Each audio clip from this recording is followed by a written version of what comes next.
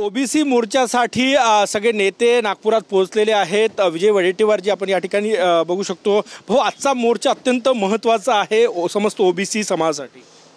नक्कीच हा एक मोठा आघात 2 सप्टेंबरचा JR ओबीसीवर आलेला आहे आणि त्या दृष्टीनं ओबीसी समाजामध्ये प्रचंड संताप आहे, आक्रोश आहे आणि इथे सर्व पक्षाच्या पलीकडे जाऊन लोकांनी रस्त्यावर उतरून या JRला विरोध केलेला आहे आणि देवेंद्र फडणवीस सरकारने हा JR रद्द केला पाहिजे, त्याच्यात अमेंडमेंट केली पाहिजे अशी एकमुखी मागणी सगळ्या लोकांची आहे, सामाजिक संघटनांची आहे आणि जनतेची आहे, ओबीसी बांधवांची आहे। त्यामुळे आजच्या मोर्चामध्ये हा मोर्चा हा ऐतिहासिक मोर्चा ठरेल असा आम्हाला विश्वास आहे। सर, लक्ष्मण हाकेसह अनेक नेते पोहोचलेले आहे। किती लोक आज ओबीसी समाज इथे येतील? आता मी तर सांगेन की हा मोर्चा ऐतिहासिक असेल, लाखोच्या संख्येने लोक येतील आणि या मोर्चामध्ये आम्ही कुठे पक्ष ठेवला नाही, कोणाच्या नेत्याचं ब्रँडिंग नाही, कोणाचा बॅनर नाही, होल्डिंग नाही। आम्ही पॉम्पलेट छापलेत।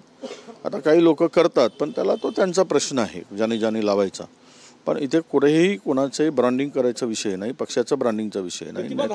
होर्डिंग्स आहे मंचाच्या बाजूला नाही, ते काय खरं म्हणजे त्यांनाही सामाजिक संस्थांनी विरोध केलेला आहे की इथे कुठलेही बॅनर नकोत, पण आता कोणी लावले असतील तर ते आपण बघूया, त्यात काही फार मोठा विषय नाही। शेवटचा प्रश्न होता, 2 तारखेचा जो JR आहे त्याला फुली मारण्यात आली, मंचावर फुली मारून ठेवण्यात आली। नाही, त्याला फुली म्हणजे तो रद्द करा। तो JR काळा JR हा ओबीसीच्या मुळावर उठलेला JR आहे, सर्व ओबीसी बांधवांचं जीवन उद्ध्वस्त करणार आहे, म्हणूनच हा JRवर आम्ही फुली मारली आहे। आरपारची लढाई ही नक्कीच आरपारची लढाई है। तो भी ट्रेलर है आज का, पिक्चर बाकी है, हम देखेंगे क्या करना है। आज का ट्रेलर है, पिक्चर बाकी है असं म्हणतात काँग्रेसचा ओबीसी चेहरा, ओबीसी नेते विजय वडेट्टीवारजी। कॅमेरामॅन सचिन सयामसह गजानन उमाटे, TV9 मराठी, नागपूर।